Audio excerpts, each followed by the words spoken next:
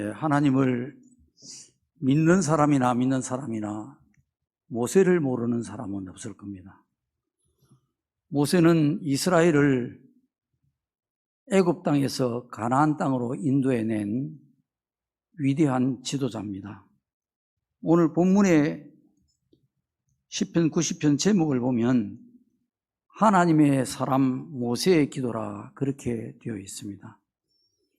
이 모세의 기도에는 세 가지 중요한 교훈이 담겨 있습니다. 하나는 하나님은 어떤 분인가 하는 것입니다. 1절에 보면 주는 대대에 우리의 거처가 되셨다고 했습니다. 거처라고 하는 말은 피난처, 안식처 그런 뜻입니다.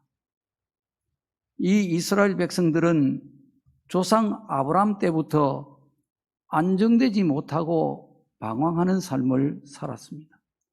처음에는 가나안 땅에서 살았고 그 다음에는 애굽 땅에서 430년 동안 나그네와 노예로 살았습니다. 그리고 모세 때에는 애굽을 나와서 40년간 광야 생활을 했습니다. 한마디로 고난의 삶을 살았습니다.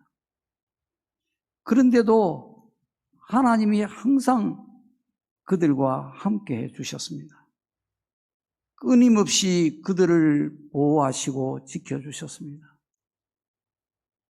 위험으로부터 막아주시고 원수로부터 막아주시고 또 광야 40년 동안에는 낮에는 구름 기둥으로 밤에는 불 기둥으로 더위와 추위에서 그들을 지켜주셨고 40년간 만나를 내려서 그 아무것도 먹을 것이 없는 광야에서 먹고 살게 하셨습니다.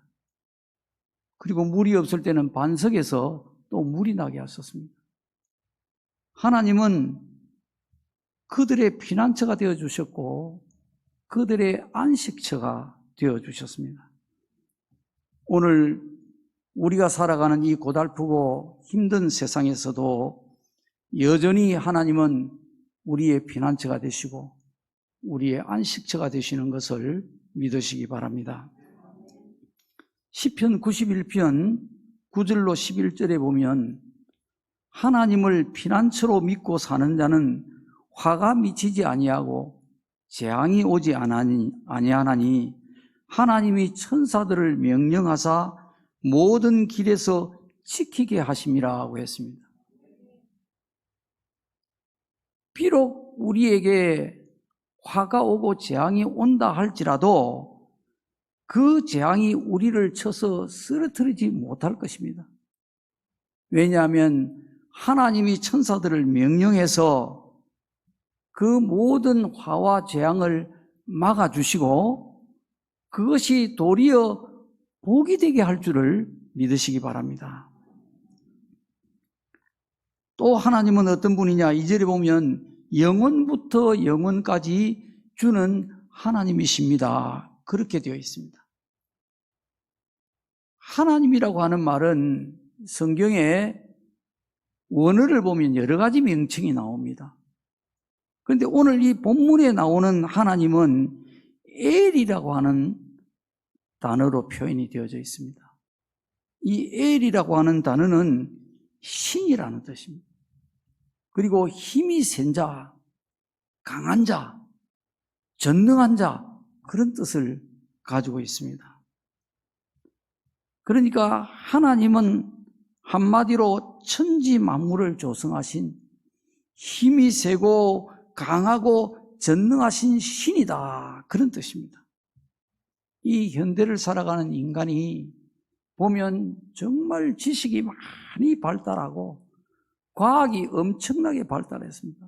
우주를 정복할 정도입니다.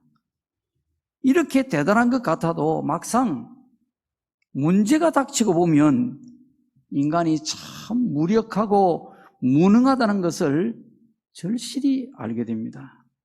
그래서 많은 사람들이 이 문제 앞에서 낙심하고 좌절하고 개인도 가정도 흔들리고 무너지는 경우를 많이 보게 됩니다. 그러나 하나님은 전능하신 분이십니다. 이스라엘 백성들이 애굽을 나와서 가나안 땅으로 나아갈 때 앞에는 홍해가 가로막혀 버리고 뒤에는 바로의 군대가 쫓아왔습니다. 앞으로 갈 수도 없고 뒤로 갈 수도 없고 그들이 할 수 있는 것은 아무것도 없고 죽을 수밖에 없었습니다.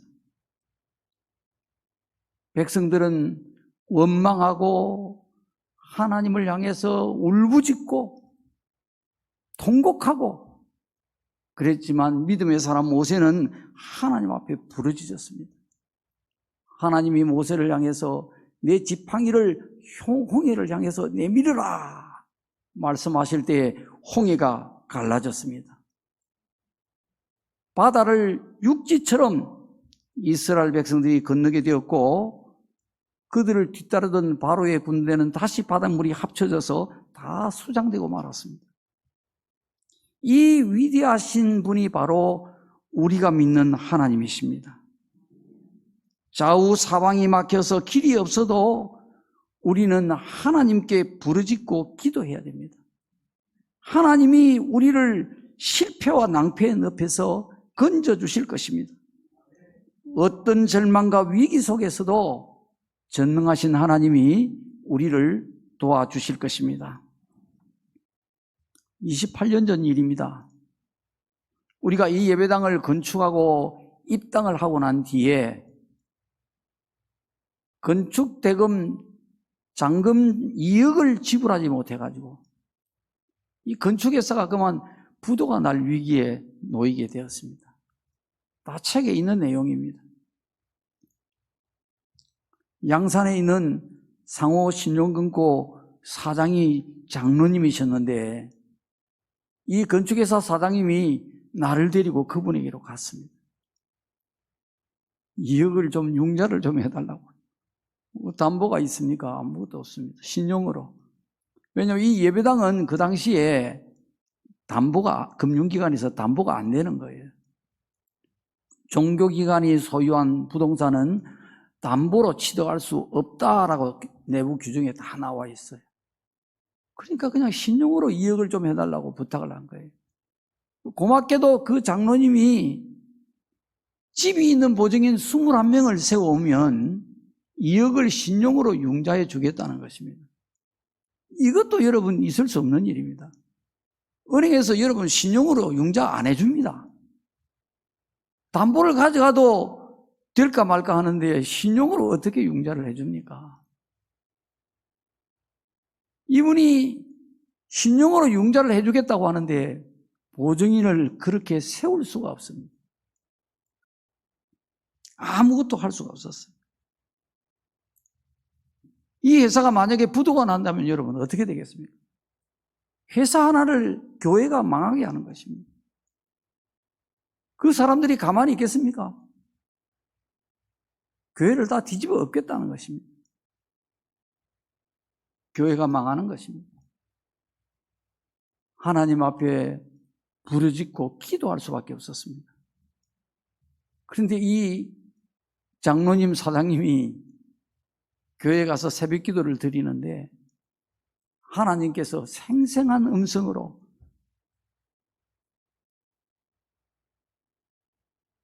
조창한 목사에게 2억 융자해 주어라 그러더라는 거예요.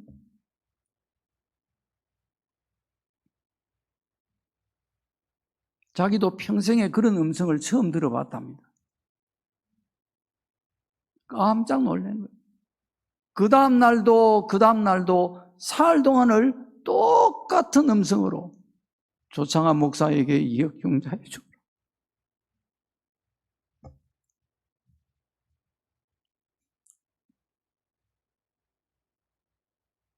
그분이 하나님을 믿는 사람이었기 때문에 하나님의 음성을 듣고는 어찌할 수가 없는 거예요. 자기가 보증을 서서 이사회 승인을 받아가지고 2억을 융자해 줬습니다. 여러분 이게 있을 수 있는 일이겠습니까? 이건 아마 과거에도 없었고 앞으로도 없었고 이 땅에서 이런 일은 절대 일어날 수가 없는 일입니다. 여러분. 홍해가 갈라진 것과는 물론 비교할 수가 없겠지만 이건 정말 기적이 아닐 수가 없는 겁니다. 여러분 한번 생각해 보십시오. 여러분이 길을 가다가 어느 은행에 들어가서 네, 담보가 없는데 신용으로 2억 융자 좀 해줍시오 한다고 여러분 누가 여러분한테 2억 해주겠습니까? 그런 일이 있을 수 있겠습니까? 그런데 하나님이 우리 양지중앙교회에 그 사장님이 자기가 보증을 써서 처음 만난 사람입니다. 생면부지의 사람이에요. 그런데 2억을 융자를 해준 것입니다. 여러분 하나님이 정말 살아계시는 것입니다. 그 위대한 하나님이 바로 우리가 믿는 하나님이고 지금 이 자리에서 우리의 예배를 받고 계십니다.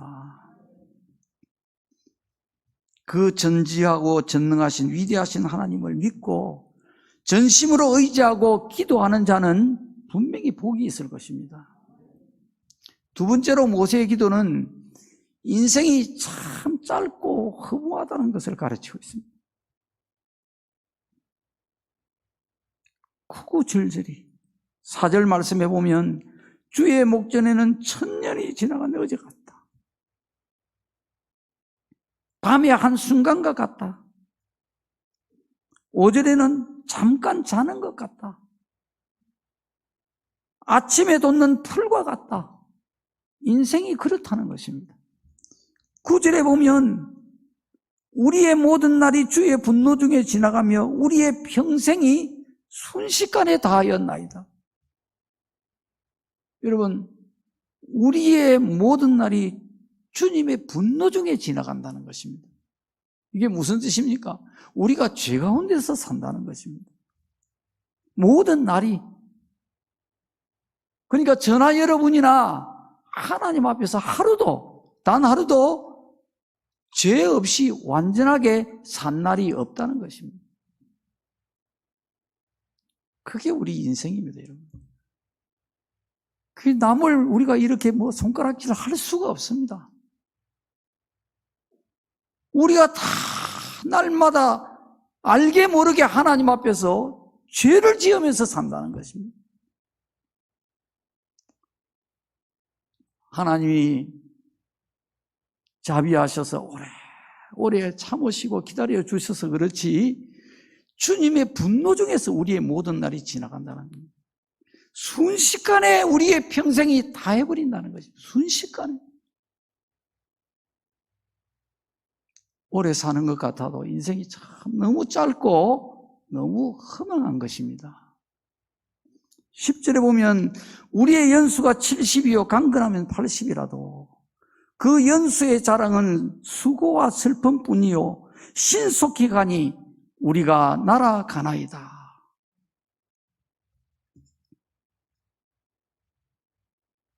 참 한평생을 살아보니까 굽이굽이 오래 산 것 같은데 너무 빨리 지나갔습니다. 왜 연수의 자랑은 수고와 슬픔뿐이겠습니까? 연수의 자랑이라고 하는 것은 좀 이해가 빨리 안 갈지도 모릅니다. 우리의 살아온 그 연수가 내놓을 만한 것이 수고와 슬픔뿐이다, 그런 뜻입니다. 평생을 수고와 슬픔 속에서만 살아왔다, 그런 뜻이 아니고 우리가 살아온 날들의 거의 대부분이 다 자랑할 만한 것이, 내놓을 만한 것이 어떻게 살아왔느냐 하면 거의가 다 수고와 슬픔으로 얼룩져 있다는 것입니다. 왜 그렇겠습니까? 창세기 3장의 선악과 사건에서 그 원인을 알 수가 있습니다. 하나님이 선악과를 범한 아담에게 이렇게 말씀했습니다. 내가 내게 먹지 말라 한 나무의 열매를 먹었은즉 땅은 너로 말미암아 저주를 받고 너는 평생에 수고하여야 그 소산을 먹으리라. 이 말씀을 보면 답이 나오죠. 왜 인생이 수고와 슬픔으로 불행하게 살게 되어졌느냐? 행복하다고 해도 사실은 그 본질을 보면 불행한 거예요. 왜 그렇게 되어졌느냐? 인간이 하나님께 불순종하는 죄를 범함으로 이 땅이 저주를 받은 것입니다. 우리가 저주받은 땅에서 지금 살고 있는 것입니다. 여러분, 우리가 만약에 풀 한 폭이 없는 사막에서 산다면 사는 날이 얼마나 힘들겠습니까? 얼마나 괴롭겠어요? 마찬가지로 우리가 저주받은 땅에서 살기 때문에 이 땅에서 사는 날이 괴로운 것입니다. 그 결과로 평생 수고하여야 내가 먹고 살 것이다. 여러분, 인생이 다 수고하며 평생을 사는 것입니다. 이 수고라고 하는 말 속에 원어의 뜻은 여러 가지가 담겨 있습니다. 괴로움, 고통, 고난, 고역, 슬픔, 이런 뜻이 다 담겨 있습니다. 이 땅이 우리의 죄로 말미암아 저주를 받았기 때문에 우리 인생이 괴로움을 당하고 고통을 당하고 고난을 당하고 고역을 받고 슬픔을 당하면서 살게 된다는 것입니다. 우리가 하나님 말씀을 오래오래 신앙생활을 해도 예사로 알고 살기가 쉽습니다.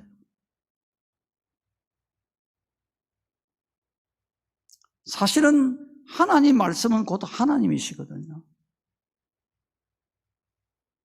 하나님을 두려워하고 경외하는 만큼 하나님 말씀을 두렵게 여겨야 되는 것입니다. 하나님처럼 대해야 되는 거예요, 사실은. 그런데 우리의 신앙의 실상은 그렇지 못한 경우가 많습니다. 하나님 말씀을 지키지 않는 것이 하나님을 가볍게 여기는,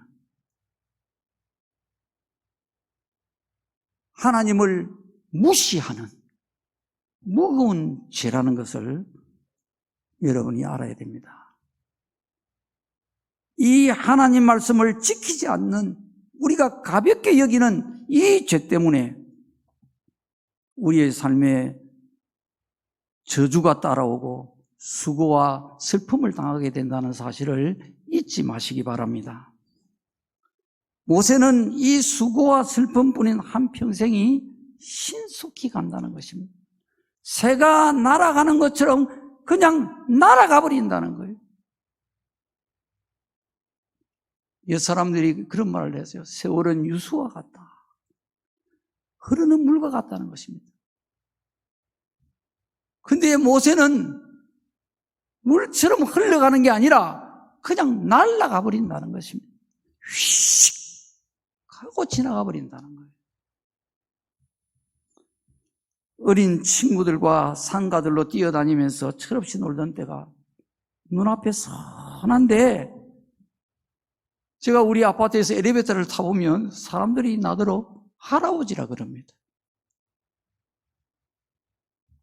내 마음속에는 아직도 어린아이가 학교 운동장에서 산에서 들에서 뛰어놀고 있는데 어느새 할아버지가 되어버렸습니다. 한 평생이 참 잠깐이다 실감이 갑니다. 혈기왕성한 우리 젊은이들, 청년들, 젊음이 항상 있을 줄로 생각하시면 안 됩니다. 잠깐 지나면 그 팔팔하던 젊음이 순식간에 가버리고 백발이 도적같이 찾아옵니다. 병들고 힘없는 노인들을 업신여기지 말고 위로하고 공경하시기 바랍니다. 잠시 지나면 나도 그 모양이 됩니다. 다 늙고 병들고 죽음이 찾아와서 계십니까? 하고 문을 두드리게 됩니다. 이토록 인생이 짧고 허무하다는 것은 인생을 소중히 여기라는 것입니다. 짧기 때문에.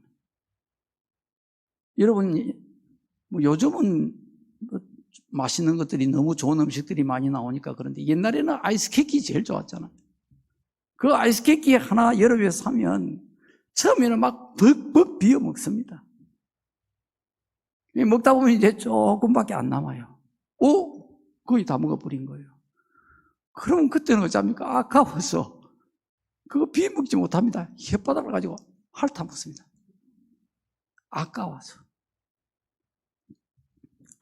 그처럼 잠깐이면 사라지는 우리의 그 짧고 짧은 소중한 인생을 허튼 일에 허비할 수가 없습니다. 성경에도 세월을 아끼라, 때가 악하니라고 했어요. 호랑이는 죽어서 가죽을 남기고 사람은 죽어서 이름을 남긴다고 했습니다. 모세, 다윗, 다니엘, 바울, 베드로 이런 분들은 다 위대한 이름을 남기고 갔습니다.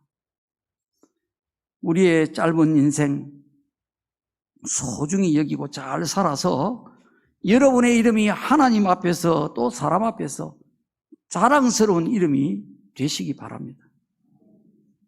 인생이 짧다는 것은 이 땅에 소망 둘 것이 없다는 것입니다. 가지고 누려봤자 100년을 못 누리고 1000년을 못 누립니다. 그럴 리가 없겠지만 설사 1000년을 누린다고 해도 하나님 목전에는 1000년이 단지 지나간 어제와 같다는 것입니다. 밤의 한 순간과 같다는 것입니다. 잠깐에 불과한 것입니다. 찰나에 불과한 것입니다. 물론 돈도 귀한 것입니다. 명예도 권세도 참 귀한 것입니다. 행복도 귀하고 건강하게 오래오래 사는 것도 참 귀한 것입니다. 하지만 잠깐 있다가 다 떠나고 맙니다. 내 것은 아무것도 없습니다. 힘쓰고 애써서 붙잡아 놔도 바람을 잡는 것처럼 손을 펴보면 아무것도 없습니다. 물거품처럼 사라져버리고 맙니다. 허무할 뿐입니다. 그것들은 소망이 아닌 것입니다. 인간이 소망처럼 여기고 붙잡으려고 달려가는 그것이 사실은 허상에 불과한 것이에요. 이 세상에 소망 두지 마시고 영원한 천국에 소망을 두시기 바랍니다. 바울은 말하기를 내가 그리스도와 함께 십자가에 못 박혀 죽었나니 그런 적 이제는 내가 사는 것이 아니요 내 안에 그리스도께서 사는 것이라. 이제 내가 육체 가운데 사는 것은 나를 사랑하사 나를 위하여 자기 자신을 버리신 하나님의 아들을 믿는 믿음 안에서 사는 것이다 하고 했습니다. 바울이 이 땅에 왜 산다는 것입니까? 자기를 위해서 살지 않는다는 것입니다. 과거에는 그렇게 살았어요. 자기가 세상에서 출세하고 영광을 누리기 위해서 달려갔던 사람이에요. 그러나 이제는 예수님을 알고 예수님을 믿고 나서 하나님의 종이 되고 보니 다 부질없는 것이다. 나를 위해 살지 아니하고 나를 사랑하사 십자가에 자기 몸을 버리신 오직 주님을 위해서 살겠다는 것입니다.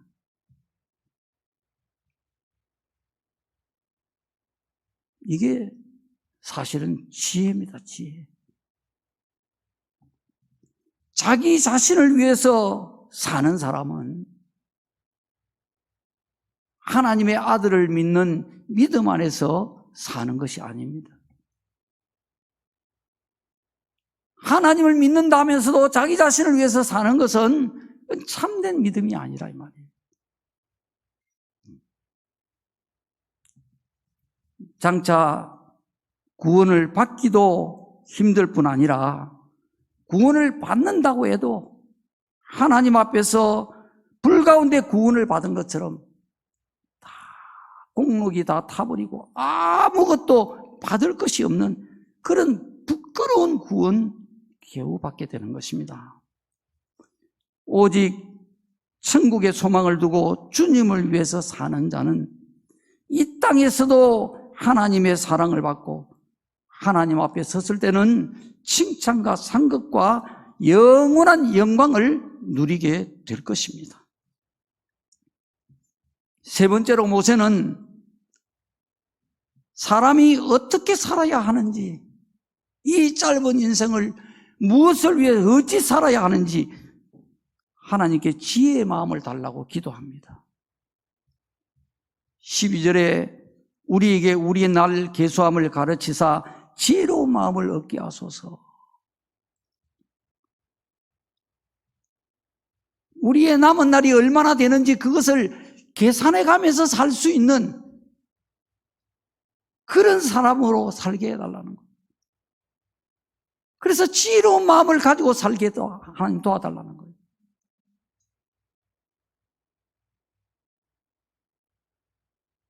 백년을 살 것처럼 그렇게 살 것이 아니라, 이제 내가 남은 날수가 어느 정도밖에 안 되는구나. 내가 이제 이 땅을 살 날이 얼마 안 남았겠구나. 이것을 계수할 수 있는 마음을 주셔서 지혜로운 마음으로 살아가게 해달라. 그걸 기도하는 것입니다. 자, 여러분, 이 지혜가 왜 중요합니까? 지혜는 바로 선택의 핵심적인 원동력이 됩니다. 사람은 지혜를 가지고 선택을 하는 거예요. 지혜대로 마음이 움직이는 거예요. 지혜대로 행동이 되는 거예요. 지혜가 우리의 삶을 만들고 우리의 신앙을 만들고 우리의 운명을 만들어가는 거예요. 여러분은 지금 여러분의 지혜만큼 살아오신 거예요. 지혜대로 사는 것입니다. 자, 그러면 여러분, 모세가 지혜가 없었을까요? 하나님께 지혜를 달라고 지금 구하는데 모세가 지혜가 없었을까요? 아닙니다. 모세는 하나님이 이스라엘 백성들의 지도자로 하나님이 세우신 분입니다. 지혜가 없이는 많은 백성들의 지도자가 될 수가 없습니다. 그러나 인간의 지혜는 그릇되고 어리석을 때가 참 많습니다. 아나니아 삽비라 부부 여러분 아시죠? 은혜를 받아서 다른 사람들 따라서 자기도 자기의 전 재산을 하나님 앞에 드리겠다고 사도들 앞에서 약속을 했습니다. 그리고는 자기 재산을 팔아가지고 드리려고 하니까 이게 아까운 생각이 나는 거예요. 이거 다 드리면 앞으로 우리는 어떻게 살겠노? 지혜가 번쩍인 거예요. 이거 내가 잘못 판단했다. 그래서 반만 딱 남겨두고 반만 하나님 앞에 드리는 거예요. 사도들을 발 앞에 내놓은 거예요.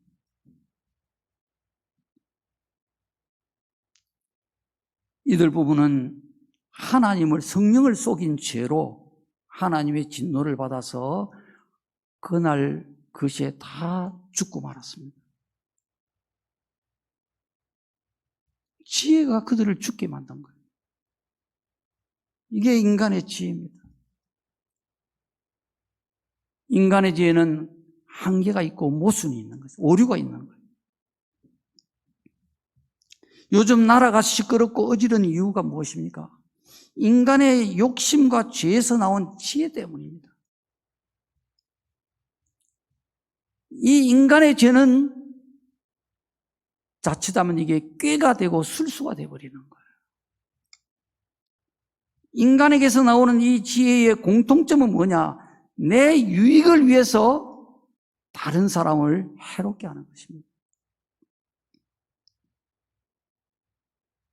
진실의 보자기로 포장을 하지만은 내용은 거짓입니다. 나라를 사랑하고 나라가 잘 되려고 하면 국민들이 이 진실과 거짓을 하나님의 지혜로 잘 분별할 수 있어야 됩니다.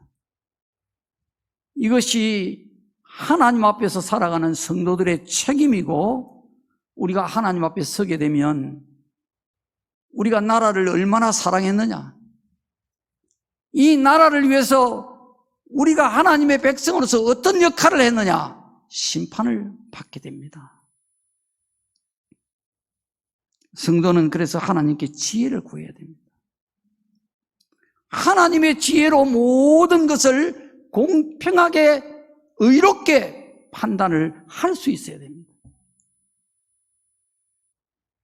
잠언 2장 6절에는 하나님은 지혜를 주시며 지식과 명철을 그 입에서 내신다고 했습니다. 하나님은 성도들에게, 구하는 자에게 지혜를 주신다는 것입니다. 모세는 하나님께 지혜로운 마음을 얻게 해달라고 기도했습니다. 이 지혜가 얼마나 소중하냐. 잠언 3장 13절에 보면 지혜를 얻은 자와 명철을 얻은 자는 복이 있도다. 여러분, 복 얼마나 좋은 줄 우리가 다 알잖아요. 그래서 다 복을 받으라고 그렇게 다 축복하잖아요.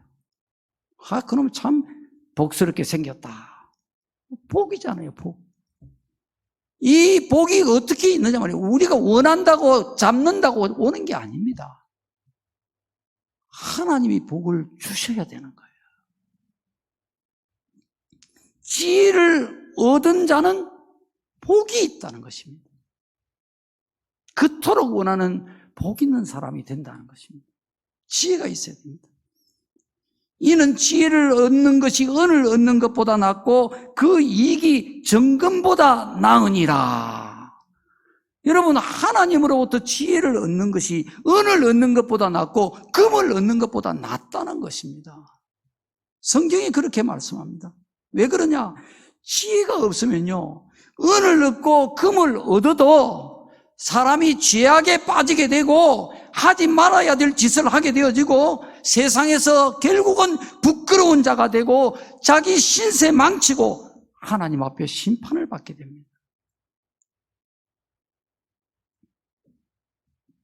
그러나 지혜를 얻으면 그 이익이 은보다 낫고 금보다 낫다. 왜 그러냐?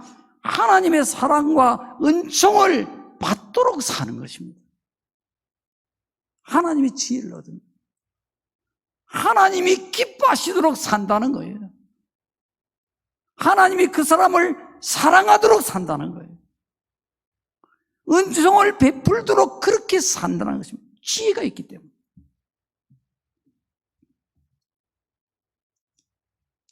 잠언 3장 15절에도 이렇게 말씀합니다. 지혜는 진주보다 귀하니 내가 사모하는 모든 것으로도 이에 비교할 수 없도다. 그의 오른손에는 장수가 있고 그의 왼손에는 부귀가 있느니라. 여러분, 인간이 바라는 게 하나님의 지혜 속에 다 있습니다. 하나님이 주시는 이 지혜를 얻어서 장수와 부귀도 얻고 복 있는 자가 되시기를 바랍니다. 자, 그러면 지혜로운 마음을 달라고 기도했던 모세가 과연 어떻게 살았는지, 모세의 삶을 우리가 한번 살펴보겠습니다. 히브리서 11장이 말씀하고 있습니다. 믿음으로 모세는 장성하여 바로의 공주의 아들이라 칭함받기를 거절하고 도리어 하나님의 백성과 함께 고난받기를 잠시 죄악의 낙을 누리는 것보다 좋아하고 그리스도를 위해 받는 수모를 애굽의 모든 보화보다 더 큰 재물로 여겼으니 이는 상주심을 바라봄이라고 했습니다. 모세는 이 땅에 소망 두지 않았습니다. 하늘에 소망을 두고 하나님이 상주실 것을 바라보면서 살았다는 것입니다. 모세가 지혜로운 마음으로 산 것을 단적으로 밝혀주는 내용입니다. 모세는 애굽에서 바로의 공주의 아들로 살면서 세상 즐거움을 얼마든지 누리면서 살 수가 있었습니다. 그런데 그것을 거절했다는 것입니다. 그걸 택하지 않았어요. 도리어 하나님 백성과 함께 고난받기를 그걸 더 좋아했다는 것입니다. 그 길을 선택했다는 것입니다. 이스라엘의 회중인 광야 교회를 하나님이 말씀하신 가나안 땅으로 인도하기 위해서 40년 동안 고난을 받은 것입니다. 세상 즐거움을 포기하고 그 광야 교회를 위해서 어려움을 겪고 고생하는 그것을 더 좋아했다는 것이죠. 내가 뭐 하려고 이 짓을 했나? 그렇게 불평하고 원망하고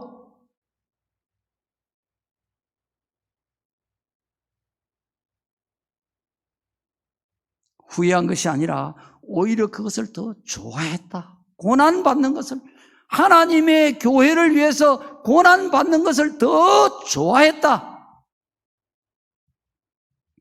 사람이 보기에는 참 바보 같습니다. 왜 그렇게 삽니까? 제가 은행에서 나이 40살, 이제 얼마 안 있으면 이제 지점장으로 발령이 나야 되는데 내 손으로 사표를 쓰고 그 나이에 신학교를 가면서 교회를 개척한다니까 내 친구들이 송별회하는 자리에서 화를 내면서 너무 친구니까 사랑하니까 속이 상한다는 거지. 니 미쳤나? 왜 꼭 그래야만 하느냐는 거예요. 내가 아는 사람들 중에도 교회 다니는 사람들이 있는데 니처럼 그렇게 안 하더라. 니 가족들 어떻게 먹여 살릴 거고? 왜 꼭 은행에 그래 사표를 내고 나가야 되느냐 이 말이지. 바보 같다는 거예요.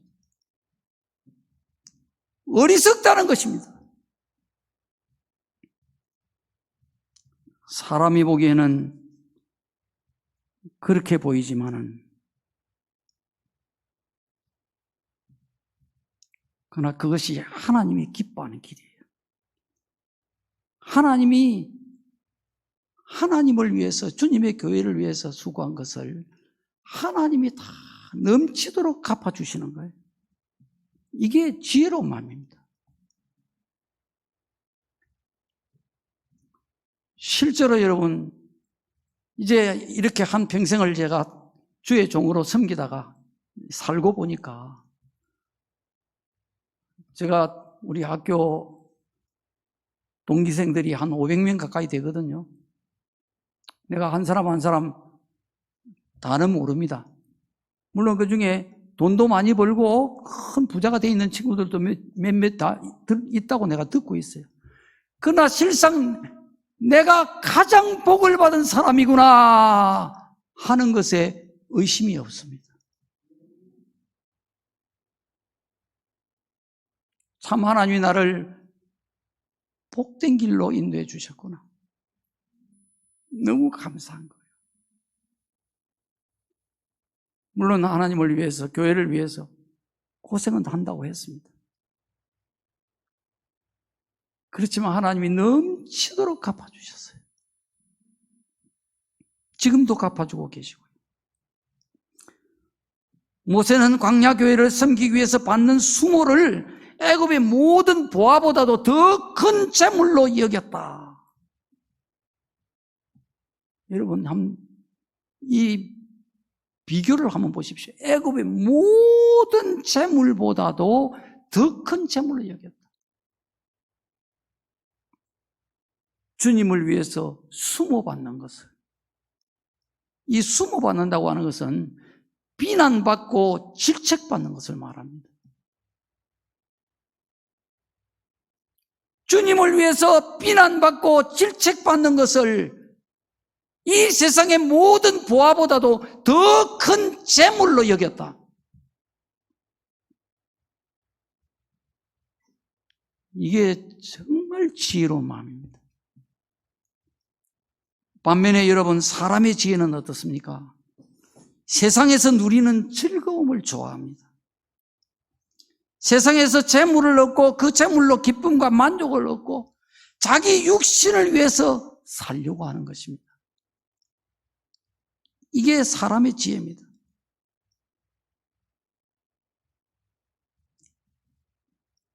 그러나 하나님의 지혜는 그렇게 사는 것이 어리석다고 말씀합니다. 왜냐? 지혜롭게 산다는 그것이 잠시 잠깐이면 다 끝난다는 것입니다. 아무리 세상을 즐겁게 살고 행복하게 살고 신나게 살고 아무리 많은 재물을 가지고 누린다고 해도 때가 되면 다 그리스도의 심판대 앞에 우리가 선다는 것입니다. 그때 주님께서 나는 너를 위해 내 목숨을 십자가에 내어 주었는데 너는 나를 위해 무엇을 하다 왔느냐? 너는 어떻게 살다가 왔느냐? 하고 물으신다면 그때는 내가 정말 잘못 살았구나 하는 것을 깨닫게 되어집니다. 하지만 이미 때가 늦었습니다. 그때는 후회를 해도 아무 소용이 없습니다. 이미 차는 떠나버린 거예요. 오직 하나님의 책망과 심판이 남아있는 것입니다. 편안하게 신앙생활을 하는 것은 사람의 어리석은 지혜입니다. 코로나 대유행이 있은 이후로 인터넷으로 비대면 예배를 드리면서 드려보니까 참 편하고 좋은 거예요. 자유롭고. 또 텔레비 들어가지고 기독교 방송 여러 군데 채널 나오잖아요. 그거 들어가지고 말씀 듣고. 이렇게 주일 예배를 드리니까 너무 편하고 너무 좋은 거예요. 이게 습관이 되어버린 거예요. 이제 대면 예배를 드릴 수 있도록 규제가 다 풀려졌는데도 많은 교인들이 교회에 안 나온답니다, 여러분요. 습관이 되어버려가지고. 좋은 걸 알아버린 거예요. 교인들이 교회에 출석을 안 하니까 작은 교회들은 자연히 재정난을 겪잖아요. 교회 운영이 어려워지는 거예요. 코로나 2년 동안에 4,500개의 교회가 문을 닫았다고 합니다.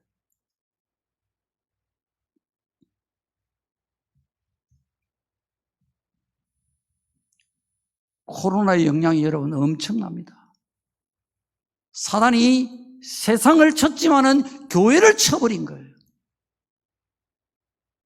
성도들의 신앙이 뚝 떨어졌습니다. 여러분, 주일 한 번을 빠져보십시오. 학교 하루를 결석해 보십시오. 그 다음날 학교 가면 영 딴 걸 하고 있습니다.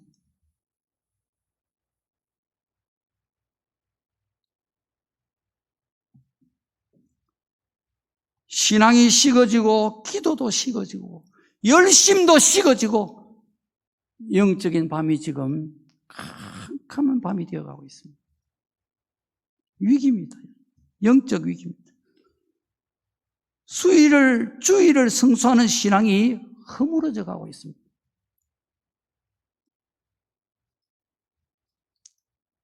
그저 편리하게 자유롭게 내 마음이 내키는 대로 그렇게 신앙생활을 하는 습관이 지금 독버섯처럼 번져가고 있습니다. 하나님께로 가는 생명의 길은 예수님이 말씀하시기를 넓은 길이 아니라고 했습니다. 좁은 길이라고 했습니다.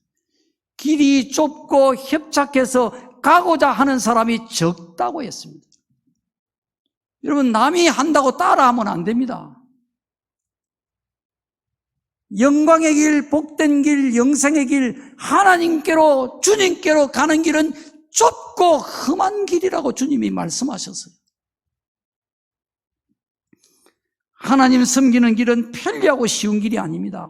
내 마음에 좋은 대로 가는 길이 아닙니다. 하나님 말씀대로 사는 길이고 주님을 따라 십자가의 길을 가는 것입니다. 그것이 지혜로운 길이고 복된 길인 줄을 믿으시기 바랍니다. 하나님은 우리의 피난처가 되시고 안식처가 되시고 전지전능하신 그 하나님이 우리의 모든 인생길에 함께하고 계시고 모든 환난과 재앙에서 지켜주실 것을 여러분 꼭 믿으시기 바랍니다. 많은 사람들이 100년을 살 것 같이 1000년을 살 것 같이 현실에 집착해서 어리석게 살고 있지만은 인생은 날아가듯이 순식간에 지나가 버리고 맙니다. 살아보면 참 일장춘몽과 같이 짧고 허무합니다. 이 땅에 소망 두지 마시고 영원한 천국에 소망 주시기를 바랍니다. 모세처럼 하나님이 주시는 지혜를 얻어서 하나님의 교회를 위해서 고난받는 것을 오히려 감사하고 기뻐하고 즐거워하고 주님 교회를 위해서 어려움을 겪고 고생할 수 있다면 그 길이 복된 길입니다. 그 길을 꼭 붙잡으시고 놓지 마시기 바랍니다. 교회를 위해 가족이나 또 다른 사람들로부터 비난받고 질책받는 것을 두려워하지 마시고 피하지 마시기 바랍니다. 그것이 세상의 모든 보화보다도 더 큰 재물이 되는 것을 믿으시고 주님 교회를 위해서 충성되게 잘 섬기시기를 바랍니다. 여러분의 수고와 고생, 진실을 그 사랑을 다 아시는 하나님으로부터 이 땅에서도 복을 받으시고 천국에서 영원히 존귀와 영광을 누릴 수 있도록 칭찬과 상급과 면류관을 받게 되시기를 주님의 이름으로 간절히 축원합니다.